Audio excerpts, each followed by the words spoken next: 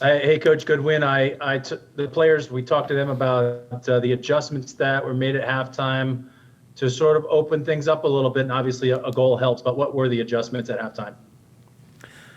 Well, the adjustments at halftime were just reminding them of what the original game plan was. We had talked before the game about not getting frustrated because we knew they were going to sit back. And look, to Mark's credit, he didn't sit back all the way. I mean, they were still pressing a little higher up the field, but, we certainly were, you could feel that the game was going to one of those games where we had a lot of possession and a lot of shots, but couldn't score and this, that, and the other. I think your comment is spot on, Chris. João Paulo's goal opened things up. I mean, we just, again, reiterated what the game plan was, getting the prime assist zones, how do we do that, crossing references, all of those things.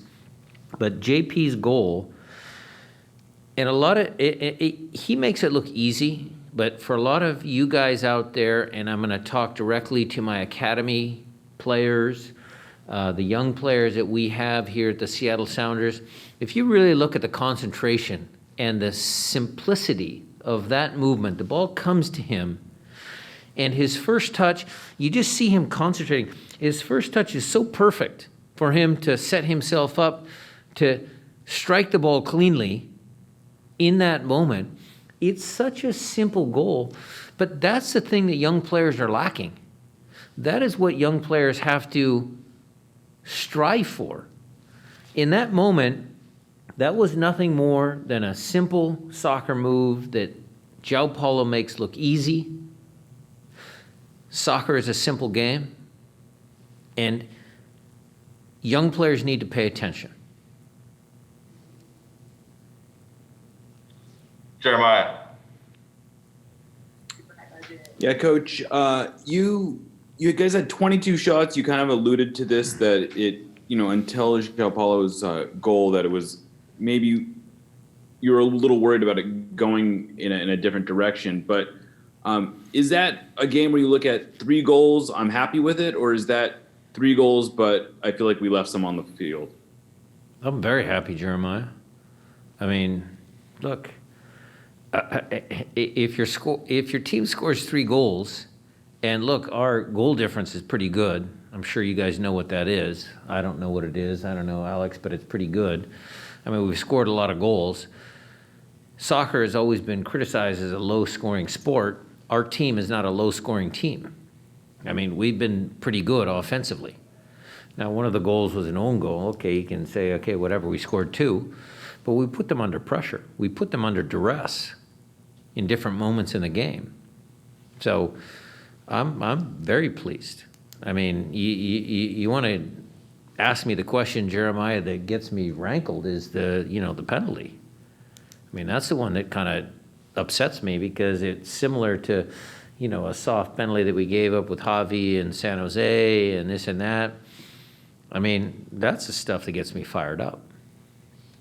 Well, if I could follow up on that real fast. I'm sure you would like to get me going. I'm sure you would.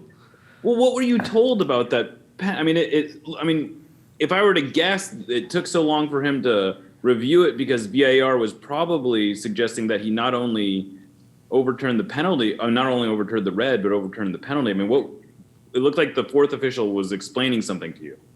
No, we're just talking. The 4th official is a good guy. The referees have a hard look, Jeremiah. It's hard to be a referee in MLS. Look, it's emotional. It's a sport. It's whatever. I mean, they make mistakes. They're human beings. I'm not going to sit here and criticize the referee. I just didn't think it was a foul. So that's the source of my frustration. I mean, Cavallini, when you watch the replay, kind of pushed Ymar in the back. But again, live, I wasn't there. I'm not privy to where the referee was standing and what he saw. He had a better view of it than I did. So he made the call. The red card was fine. The VAR did its job. He rescinded the red card. So fair enough. Masvida. Yes, sir. Hey, Brian, I was wondering if you could talk a little bit just about Christian Rodin's running he was just up and down the field, and maybe it seemed that after your reminder, the whole team seemed to move up and down the field. Maz, thank you for that question after Jeremiah's hard-hitting journalism. I love talking about Christian Roldan. I love talking about the things he does that goes unnoticed on the score sheet. I mean, he was very good tonight as usual. You know, he needs to clean some things up here and there. He can be even more effective, but he was very good again on the right-hand side. Gustav and JP had a good game in the middle of the field. I like the way the team was set up. Christian has been a big part of our team for the last 5 years, so he was great. He did a lot of work. I'm happy to, Alex and him got to play together. You see the joy that they have sometimes when the brothers are out there on the field. I think that's a good storyline. So plenty of positives from that side of the field. How important is it for you guys to be able to break teams down when the whole team is moving like that, as you did in the second half? Well, look, the left side wasn't bad either. I mean, Nuhu needs to just work on his final pass, his little crossing references. Like I said, Jordan was okay tonight. I thought Raul got the ball in good spots on top of the box. The frustrations that maybe you guys saw on the TV feed, I'll have to watch that. The frustrations that we felt going into halftime about not scoring, I'll look at all those, Maz.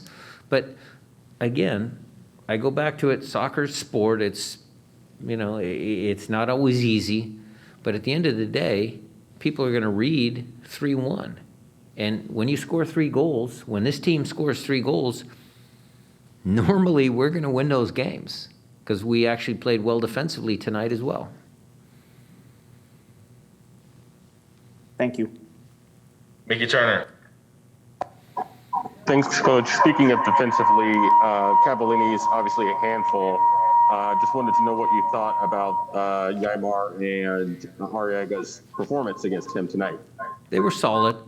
You brought up a new player that we hadn't seen, Mickey.